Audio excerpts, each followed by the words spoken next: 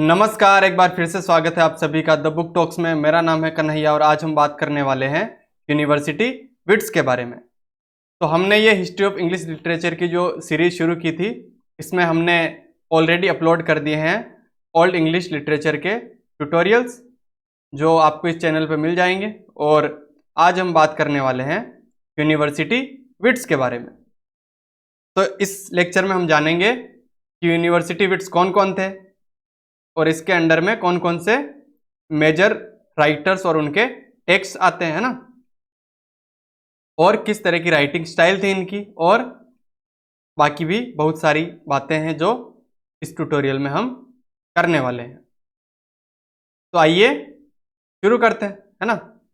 और आप भी नोट्स लेते रहें या फिर कम से कम स्क्रीनशॉट्स ले लें ताकि आपको बाद में रिवीजन में हेल्प मिल सके, है ना।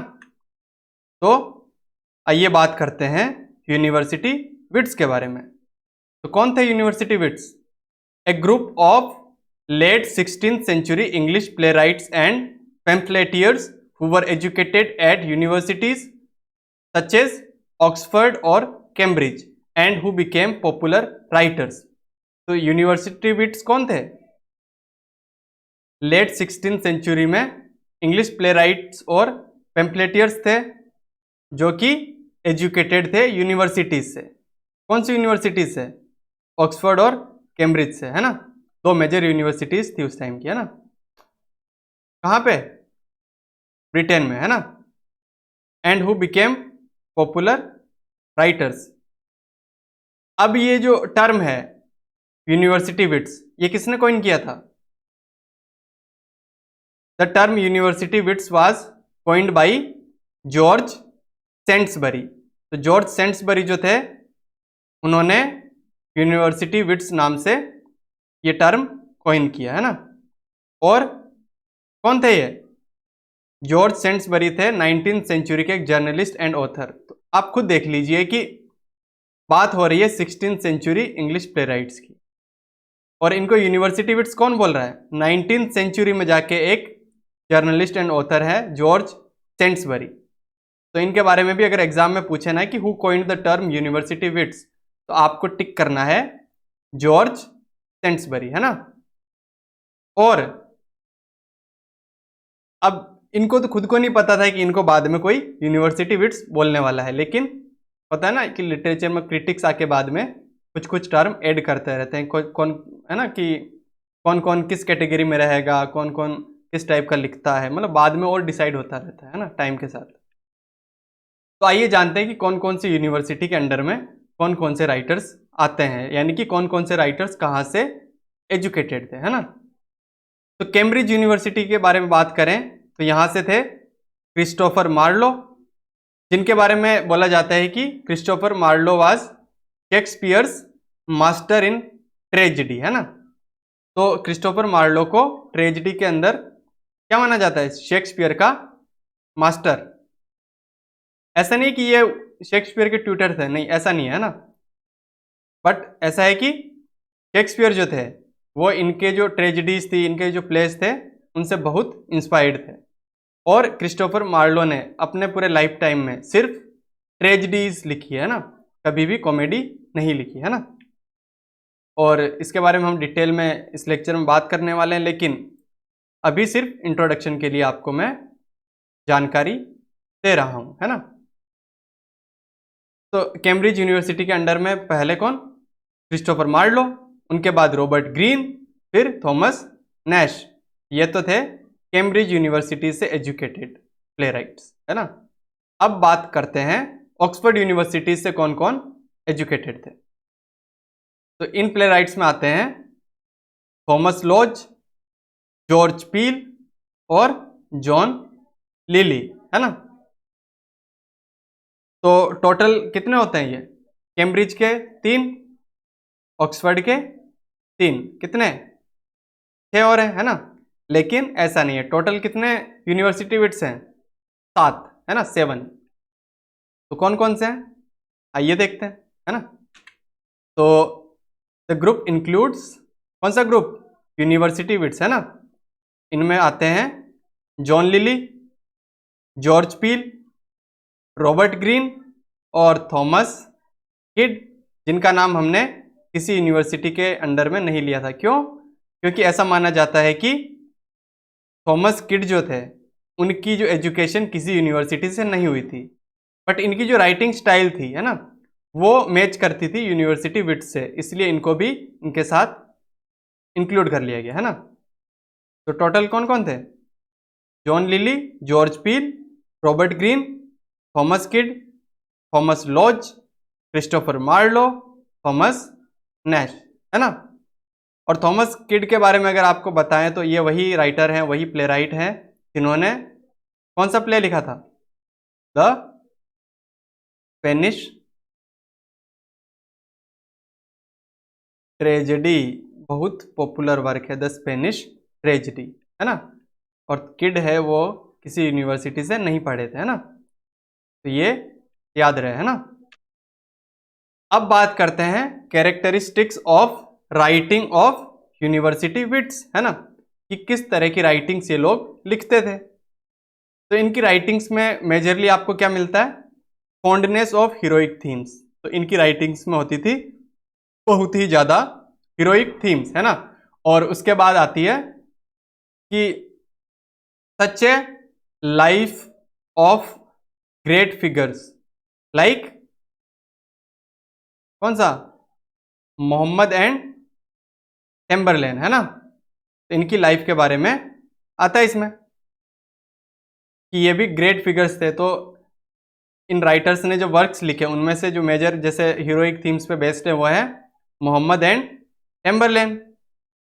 और अब जो हीरोइक थीम्स है ना, तो क्या चाहिए उनको? हीरोइक ट्रीटमेंट, है ना।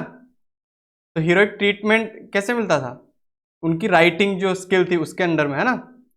और स्टाइल कौन सी थी फिर? हीरोइक थी वो भी।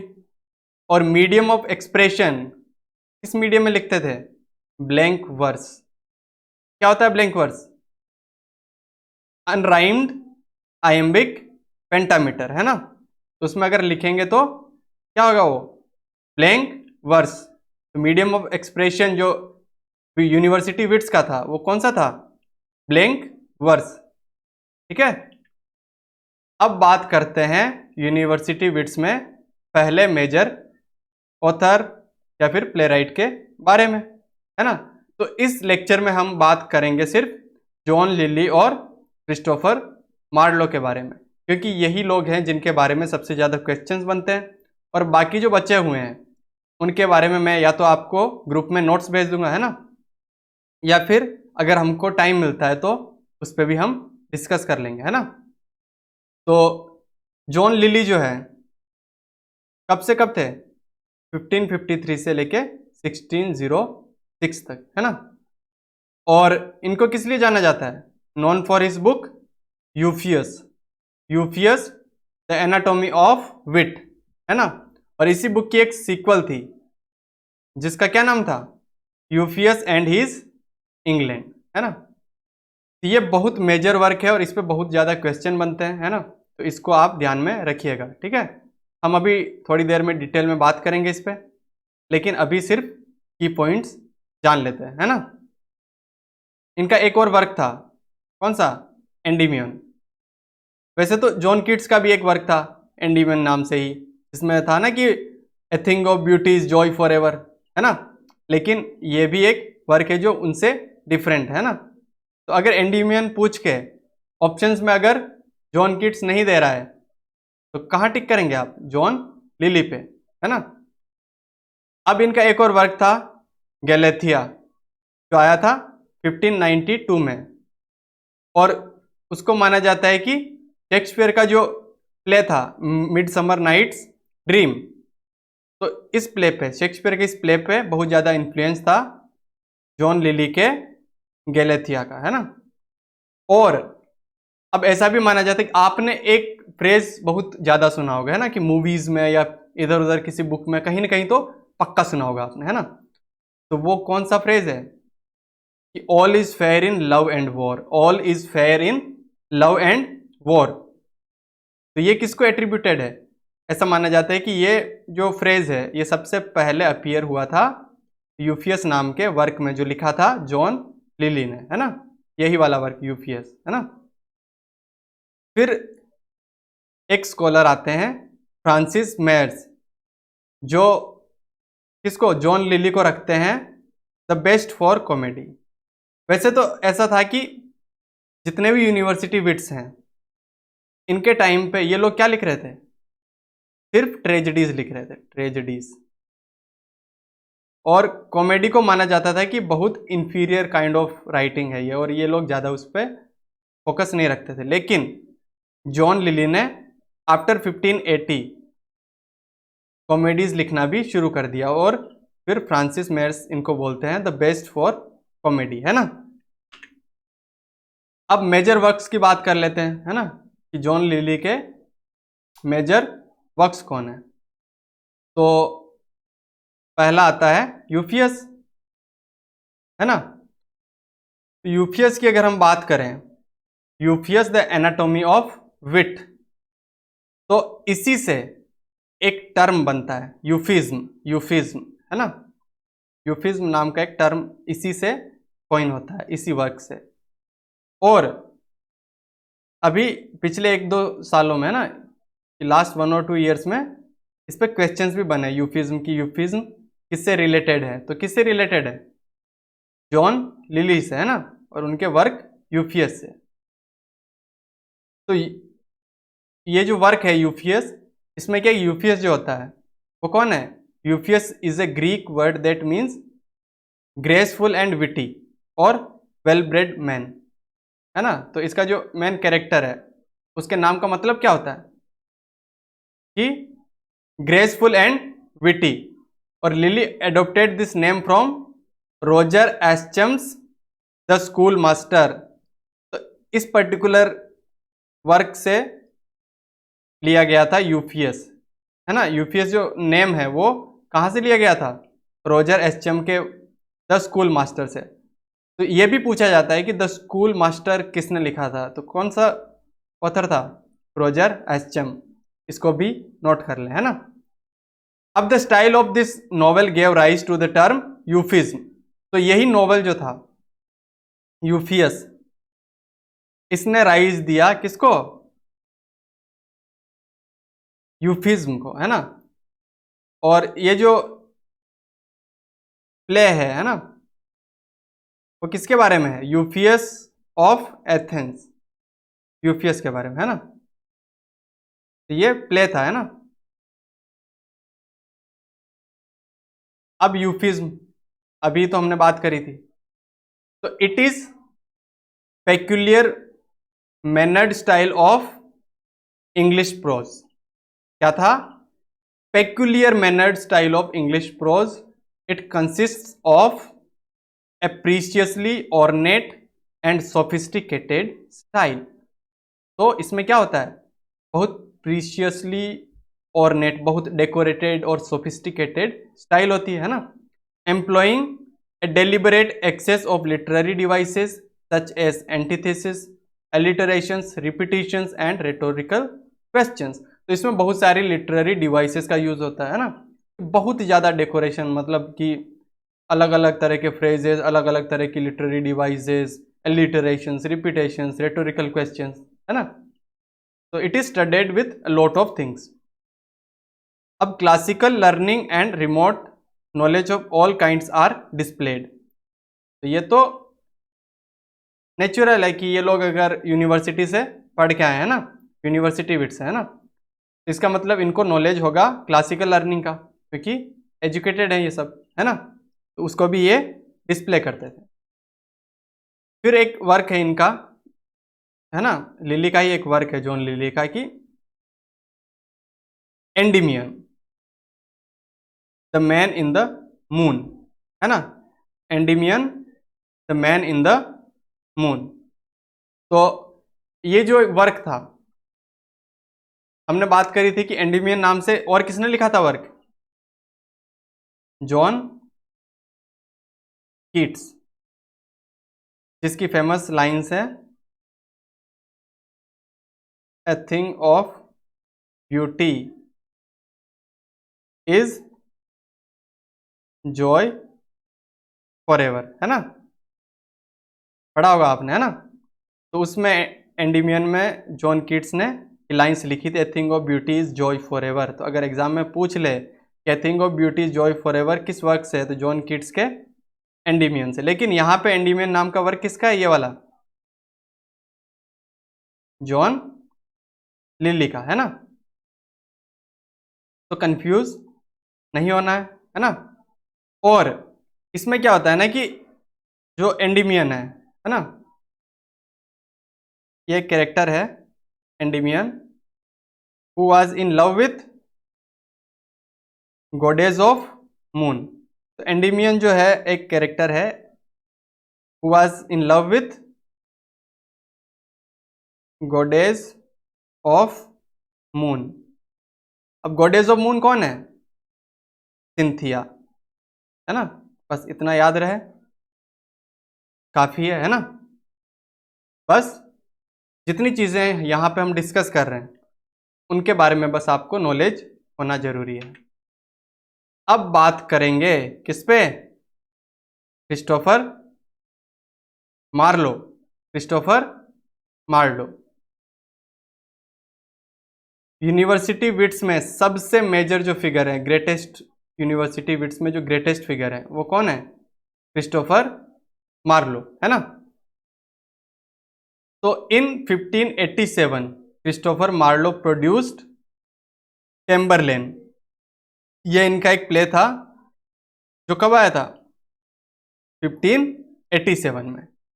तब इनकी एज कितनी थी, 23 ईयर्स। तो मार्लो ने 23 ईयर्स की एज में कौन सा प्ले प्रोड्यूस किया, टेम्बरलेन, है ना।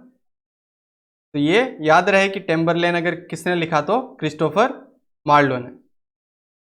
और he was stabbed to death, कौन, Christopher Marlowe. He was stabbed to death by Ingram Frizer in 1593, ठीक है। तो इनकी जो डेथ हुई है वो एक ड्यूल में, है ना, एक ड्यूल में इनकी डेथ हुई है। एक फाइट में इनग्राम फ्रेजर करके एक आदमी था जिसने इनको स्टेप कर दिया था नाइफ से और इनकी डेथ हो जाती है। और कुछ मेजर फैक्टर्स की बात करें, है ना, तो मार्लो का जो यही वर्क है एक टेम्बरलेन, जो इनके लाइफ टाइम में प्रोड्यूस हुआ था, पब्लिश हुआ था। बाकी जितने भी वर्क्स हैं वो सारे पोस्थुमसली प्रोड्यूस हुए थे, है ना, पब्लिश हुए थे, ठीक है। याद रहेगा इतना, ठीक है। अब बात करते हैं इसकी Marlowe's mighty lines. Ben Jonson, इनके बारे में आपने सुना होगा, है ना। शेक्सपियर के एडिटर भी थे ये और एक बहुत ग्रेट प्लेराइट थे, खुद भी बहुत बड़े स्कॉलर थे, है ना। और ऐसा माना जाता है कि अपने टाइम के सबसे बड़े प्लेराइट थे ये, स्कॉलर थे शेक्सपियर के बाद, है ना। और इनको और भी एक चीज के लिए जाना जाता है, कॉमेडी ऑफ ह्यूमर, है ना। तो उस पर भी हम जब बेन जॉनसन को पढ़ेंगे तब बात करेंगे। अभी बात करते हैं मार्लोस माइटी लाइंस। तो बेन जॉनसन ने एक टर्म कॉइन किया, Ben Jonson coined the phrase Marlowe's mighty lines. तो ये क्वेश्चन बनता है, सीधा सीधा क्वेश्चन बनता है और बहुत फ्रीक्वेंटली पूछा जाता है ये क्वेश्चन कि who coined the phrase Marlowe's mighty lines और who said Marlowe's mighty lines about Marlowe's writings, है ना।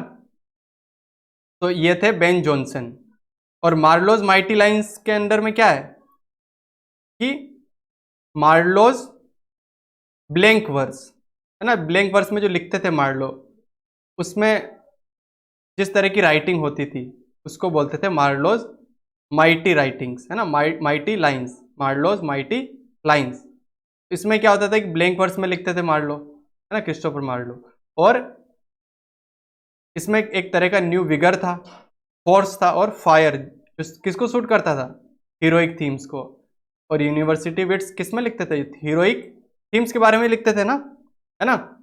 तो और all Marlowe's tragedies are one man tragedy. अब ये भी एक फैक्ट है कि मार्लो की जितनी भी ट्रेजेडीज हैं वो सिर्फ वन मैन ट्रेजेडी है, यानी कि सिर्फ एक आदमी की लाइफ के बारे में होती है ना। मल्टीपल कैरेक्टर्स का फॉल नहीं होता, एक ही कैरेक्टर का फॉल होगा उसमें, है। और अब बात करते हैं लाइक अगले वर्क की, है ना। तो वो कौन सा है? The zoo of Malta. Again very popular और लाइक मोस्ट पॉपुलर और एग्जामिनर्स का फेवरेट, द जू ऑफ माल्टा। तो आपको पूछ लेंगे कि जू ऑफ माल्टा किसने लिखा, तो कौन? Christopher Marlowe. और इसी के मतलब कि इस प्ले में एक कैरेक्टर है बाराबास करके, बाराबास करके एक कैरेक्टर है जो एक जू है ना। बाराबास वाज ए जू मर्चेंट, जू मर्चेंट।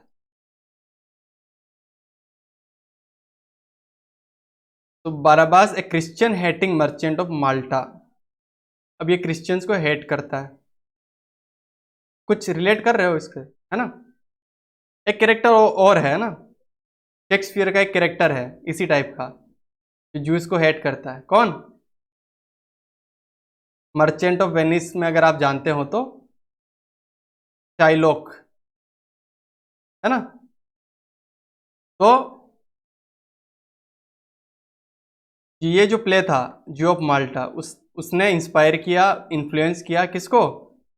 शेक्सपियर के play the merchant of Venice. यानी कि मर्चेंट ऑफ वेनिस का जो शाइलॉक है उसका इंस्पिरेशन शेक्सपियर को कहाँ से मिला? बाराबास से, है ना। जू ऑफ माल्टा में जो कैरेक्टर है बाराबास, उससे शाइलॉक का इंस्पिरेशन मिला विलियम शेक्सपियर को, है ना। तो ये भी याद रखना। और अब आप भूलेंगे भी नहीं, है ना, कि जू ऑफ माल्टा के अंदर जो मेन कैरेक्टर है बाराबास, वो क्या था? एक जू मर्चेंट था, है ना, क्रिश्चियन हेटिंग मर्चेंट। याद रहेगा। आगे बढ़े, है ना। अब बात करते हैं सबसे मेजर टेक्स्ट, क्रिस्टोफर मार्लो का सबसे एक मेजर टेक्स्ट। और अगर सही से बताऊं तो मैंने क्रिस्टोफर मार्लो का जो नाम है वो इसी प्ले को पढ़ने के बाद जाना, है ना। बाकी मुझे पता नहीं था कि क्रिस्टोफर मार्लो कौन है ना। तो डॉक्टर फॉस्टस वो इसका कौन है? हीरो, मेजर कैरेक्टर, है ना, प्रोटागोनिस्ट। कौन? Doctor Faustus. तो इस प्ले का नाम भी है डॉक्टर फॉस्टस। और ये पहली बार परफॉर्म किया गया था 1592 में और पहली बार पब्लिश हुआ था 1609 में। और कितने एक्ट्स में लिखा गया है? 5 एक्ट्स। इस पर भी क्वेश्चन बनता है कि डॉक्टर फॉस्टस कितने एक्ट्स में लिखा गया था, तो क्या टिक करेंगे आप? 5 एक्ट्स, है ना। और अब बात करते हैं कि ये स्टोरी क्या थी इसकी, है ना। तो डॉक्टर फॉस्टस नाम का एक कैरेक्टर होता है इसमें, जिसका पूरा नाम है डॉक्टर जोहान जॉर्ज फॉस्ट। कौन है वो? A German alchemist, astrologer and magician in real life. अपनी लाइफ में वो क्या है?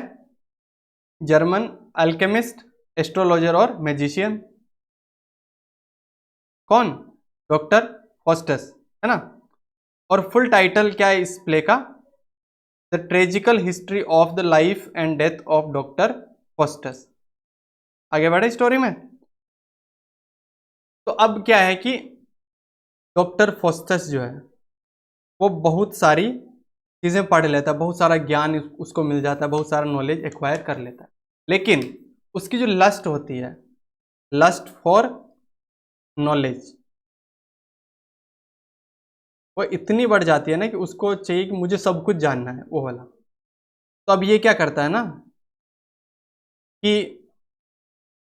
इन order to get success in his pursuit of knowledge, क्या करता है वो?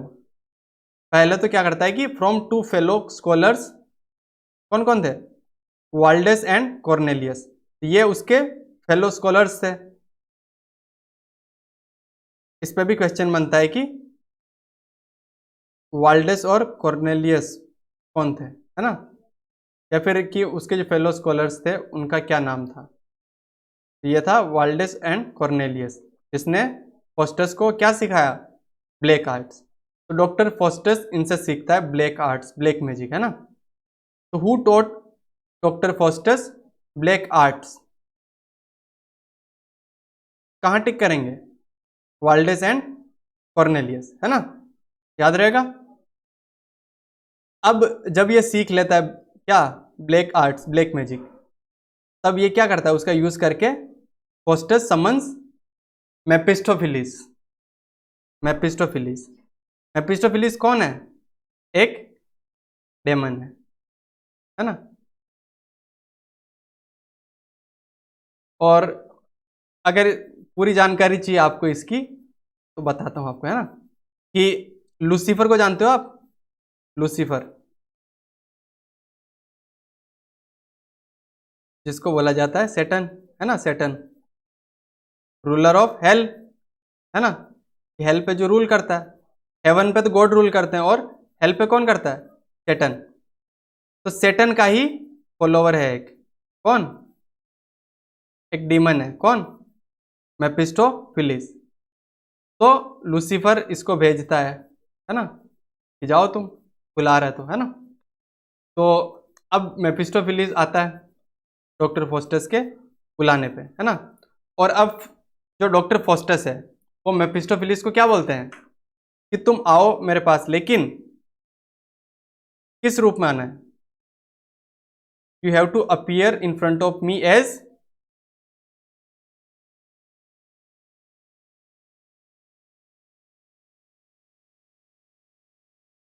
एक मिनट,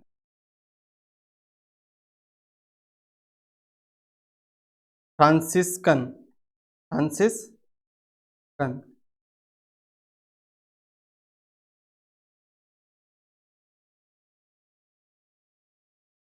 प्रायर। प्रायर आपको पता हो तो चर्च में जो है ना, जो गॉड के जो वर्ड्स है, उनके जो वॉइस है, उनको लोगों तक पहुंचाने के लिए जो मीडियम का काम करते हैं ना, जैसे पॉप होता है वैसे ही होता है प्रायर, है ना। तो उसके अपीयरेंस में आने को बोलता है मेपिस्टोफिलिस को, कौन? Doctor Faustus. और फिर फॉस्टस के पास आता है मेपिस्टोफिलिस, और अब इसको एक प्रॉब्लम है, किसको?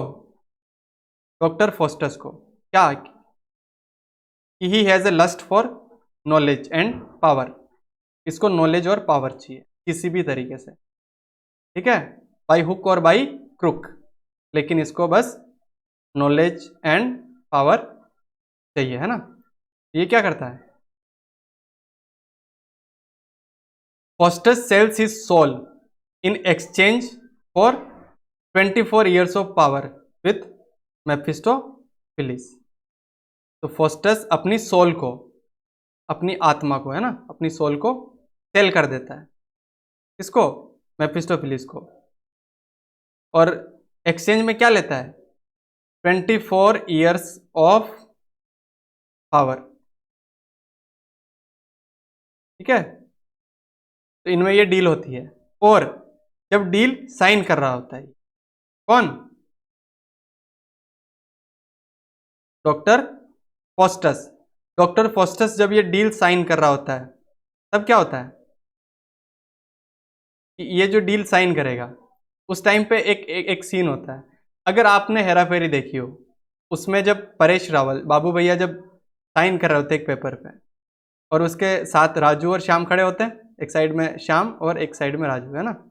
और फिर वो जैसे ही साइन कर रहे होते हैं तो एक गाना बजता है, कौन सा? गोलमाल है भाई, सब गोलमाल है ना। तो इसी तरीके से जब डॉक्टर फॉस्टस अपने ब्लड से साइन कर रहा होता है ना,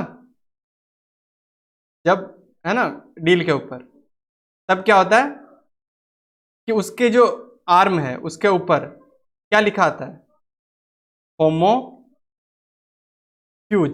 होमोफ्यूज, उसकी आर्म पे ऐसे लिखा हुआ आता है होमोफ्यूज बार बार, है ना, जिसका मतलब क्या होता है, फ्लाई मैन, बच के निकल जाओ, ठीक है, भाग जाओ, यहां से निकल जाओ, उस तरीके का एक सिंबल आता है। लेकिन डॉक्टर फोस्टस क्या करता है, इग्नोर कर देता है उसको, हाँ ठीक है जो भी है। अब जो लूसीफर है, लूसीफर किंग ऑफ हेल, वो क्या प्रॉमिस करता है इसको, डॉक्टर फोस्टस को, कि I will show you the hell, मैं तुमको हेल का पूरा मतलब कि दिखाऊंगा कि क्या क्या होता है पूरा वहां पे, है ना। तो ये उसको प्रॉमिस करता है, और फिर डॉक्टर फोस्टस अलग अलग जगह पे जाता है ना, मैजिक दिखाता है इधर उधर, अपना जो भी है ना, मतलब पावर का मिसयूज करता है। तो उसके बारे में भी अगर डिटेल में आपको देखना हो तो एक बार आप टेक्स्ट जो मैंने आपको भेजा उसमें देख सकते हैं, या फिर अलग से आपके पास कोई टेक्स्ट हो तो उसमें देख लेना, है ना, क्योंकि अभी हमको बहुत सारी चीज़ें डिस्कस करनी है और इतना डिटेल में नहीं पूछा जाता है। बस लास्ट में जब 24 ईयर्स पूरे हो जाते हैं, है ना, 24 ईयर्स के एक्सचेंज में, है ना, मतलब कि 24 ईयर्स तक पावर के एक्सचेंज में अपनी सोल को सेल करा था डॉक्टर फोस्टस ने, है ना, अपनी सोल को सेल करा था। तब जैसे ही 24 ईयर्स होते हैं,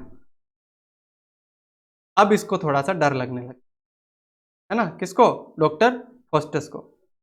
और इस टाइम पे एक ओल्ड मैन उसको बोलता है फोस्टस को कि यू शुड रिपेंट, कि तुमको अपने पापों का प्रायश्चित करना चाहिए, है ना, लेकिन ये बात नहीं सुनता, है ना।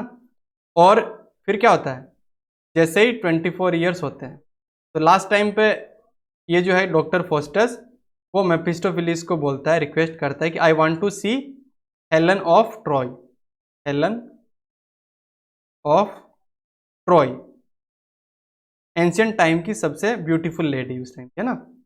और फिर ये उसका एक अपीयरेंस क्रिएट कर देता है मेफिस्टोफिलिस, है ना। और उसके बाद जैसे ही 24 ईयर्स कंप्लीट होते हैं, तो hosts of demons, hosts of demons आते हैं और किसको ले जाते हैं, डॉक्टर फोस्टस की सोल को, और ऐसे ये प्ले एंड होता है, ठीक है। समझ आया कुछ? तो जितनी चीजें हमने डिस्कस करी सबको एक एक करके याद रखना है ना। और एक टर्म है, एक टर्म है, अगर आपको कहीं पूछ लिया जाए, है ना, इस प्ले में एक टर्म यूज होता है, वो है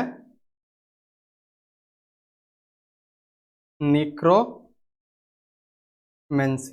निक्रोमेंसी क्या होता है, the study of dead souls, dead souls की स्टडी को बोलते हैं निक्रोमेंसी, ठीक है, याद रहेगा, है ना। और एक अमेजिंग फैक्ट और है जो आई थिंक आपको एग्जाम पर्सपेक्टिव से जरूर जान लेना चाहिए डॉक्टर फोस्टस के बारे में। तो एक थिएटर डायरेक्टर है ना, थिएटर डायरेक्टर, क्या नाम है उनका, जेर्जी ग्रोटोकी, है ना, GROTOWSKI, जेर्जी ग्रोटोस्की। तो इन्होंने क्या करा था कि एक मतलब प्ले प्रोड्यूस करा था, जिसके अंदर ये क्या करते हैं कि जब फोस्टस है ना डिसीजन ले रहा होता है अपनी सोल को सेल करने का, तो उस टाइम उसके पास एक गुड एंजल आता है और एक बैड एंजल आता है, लेकिन फोस्टस किसकी सुनता है, बैड एंजल की से, है ना। तो इसके अंदर भी गुड एंजल्स और बैड एंजल्स की जगह ये क्या करता है, जेर्जी ग्रोटोव्स्की क्या करते हैं, मेफिस्टोफिलिस के ही दो वर्जन बना लेते हैं कि एक नेगेटिव वाला एक पॉजिटिव वाला, ठीक है, जो कब आया था 1963 में, है ना। और उसके मतलब अंदर सिर्फ इसको एक ही सीन में कंप्लीट कर देते हैं कि फोस्टस जो है अपने डेथ बेड पे है ना, और आर्ग्यू कर रहा है उसके स्टूडेंट के साथ, ठीक है। अब इसी में से, इसी प्ले में कुछ इंपॉर्टेंट कोटेशंस हैं जो एग्जाम में बार बार पूछे जाते हैं, और उसमें सबसे पॉपुलर जो वो मैं आपको बताऊंगा और आप बोलेंगे अरे ये तो हमको पता है ना, हम जानते हैं। वो था, was this face that launched A 1000 ships, है ना। Was this face that launched 1000 ships, ये लाइन कहां से है, डॉक्टर फोस्टस प्लेस है ना, डॉक्टर फोस्टस नाम के प्लेस है ना। कौन सी line, was this face that launched 1000 ships, और डॉक्टर फोस्टस किसने लिखा, क्रिस्टोफर मार्लो ने। तो अगर आपको ये लाइन कहीं भी दिख जाए कि was this face that launched 1000 ships, then कहां से है, डॉक्टर फोस्टस ने लिखी, क्रिस्टोफर मार्लो ने, है ना।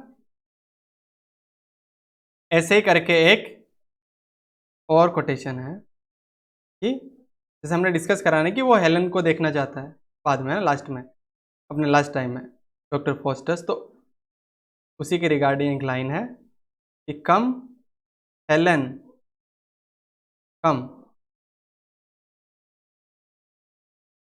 Make me immortal with a kiss, है ना। फोस्टस बोलता है हेलन को कि come Helen come make me immortal with a kiss, है ना। तो ये अलग ही फैंटेसी है इसकी, है ना, क्या ही करें। और एक और कोटेशन हम डिस्कस कर लेते हैं मेजर में, इसी में, कि the reward of death that is hard if we say that we have no sin, है ना। तो बस यही कोटेशंस हैं इसके। अब क्रिस्टोफर मार्लो के कुछ और वर्क्स हैं जो बहुत ही पॉपुलर हैं और एग्जाम पर्सपेक्टिव से बहुत इंपॉर्टेंट है ना, तो नोट कर लीजिए। पहला है इसी सीरीज में, hero and Leander, hero and Leander कब आया था, 1593 में, है ना। अब इसके अंदर हीरो कौन है, हीरो एक लेडी है, फीमेल है ना। हीरो मतलब लेडी का नाम है वो, है ना। और लिएंडर एक मैन है ना, एक मैन है। और ये ग्रीक माइथोलॉजी से इंस्पायर्ड है, जिसके अंदर हीरो कौन है, हीरो एक प्रिस्टेस है, प्रिस्टेस, किसकी प्रिस्टेस है, एफ्रोडाइटी की, है ना। और लिएंडर है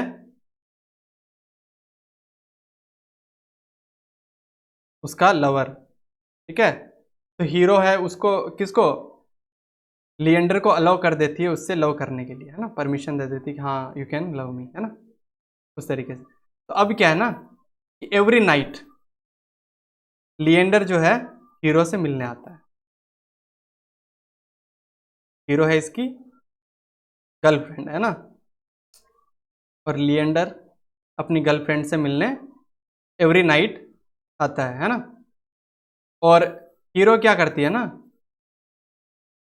कि ये एक लैंप लेके, है ना, लैंप लाइट कर देती है वहां पे, ताकि उसको गाइड कर सके कि लिएंडर को कहाँ आना है ना। तो टॉवर पे ये खड़ी रहती है एक लैंप लेके, एक टॉवर मान लो, है ना,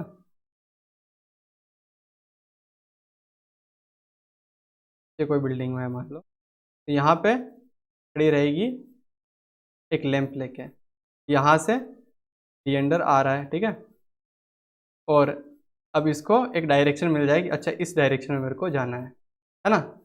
तो एक बार क्या होता है, वन नाइट क्या होता है कि बहुत मतलब जोर जोर से हवाएं चल रही होती है और लैंप जो है बुझ जाता है, ठीक है, लैंप इज ब्लोन आउट। अब डार्क हो जाता है पूरा, इसको डायरेक्शन नहीं पता लगता और ये क्या करता है, सी की तरफ बढ़ने लगता है ना, सी की तरफ बढ़ने लगता है और एक वेव आती है और इसको डुबो देती है।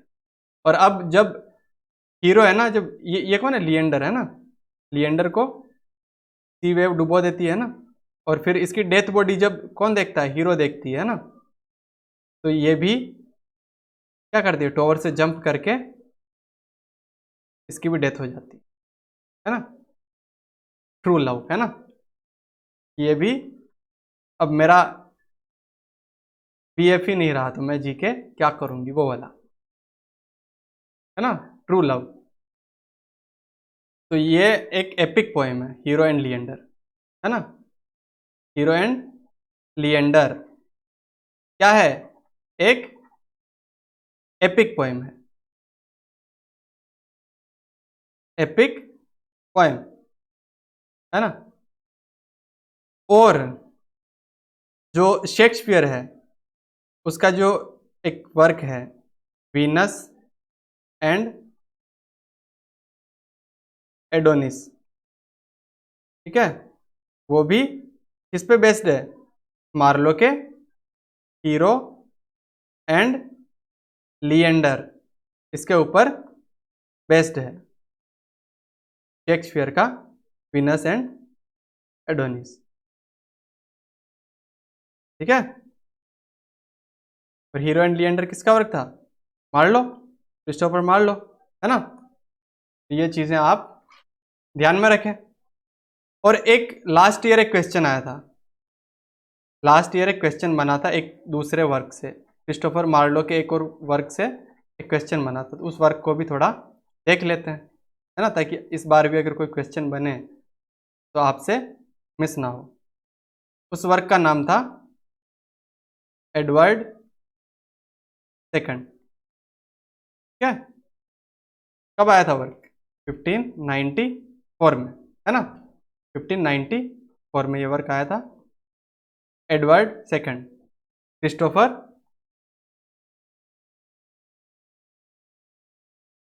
मार्लो, उनका वर्क है ना। अब इसमें क्या होता है, डिपिक्शन ऑफ होमोसेक्सुअलिटी, है ना, इसमें होमोसेक्सुअलिटी होती है ना। और होमोसेक्सुअल रिलेशन किसके बीच में होता है, एडवर्ड सेकंड जो किंग है ना, और उनका एक फायर है, कौन, गेवस्टोन, GAVESTONE, गेवस्टोन, है ना। तो उनके बीच में, इन दोनों के बीच में होमोसेक्सुअल रिलेशनशिप दिखाया गया है ना। और इसका इंस्पिरेशन, है ना, इसका मटेरियल कहाँ से मिला क्रिस्टोफर मार्लो को, इसका जो मटेरियल है वो उनको मिलता है, एक बहुत ही पॉपुलर क्रॉनिकल है जिसके बारे में आपने जरूर सुना होगा या पढ़ा होगा, और उस क्रॉनिकल का नाम है क्या, होलिनशेड, एक मिनट, होलिनशेड क्रॉनिकल, है ना। पूरा नाम अगर देखें तो राफेल होलिनशेड क्रॉनिकल्स, है ना। और कब आई थी, 1587 में, है ना। तो उससे मार्लो ने अपना मटेरियल लिया, किसका, एडवर्ड सेकंड का। और अब एडवर्ड सेकंड जो है उसमें एक पॉपुलर एक फेमस लाइन आती है, कौन बोलता है, गेवस्टोन, गेवस्टोन जब है ना किंग बन जा, मतलब कि किंग बनता है कौन? Edward second. Edward the second जब किंग बनता है, एडवर्ड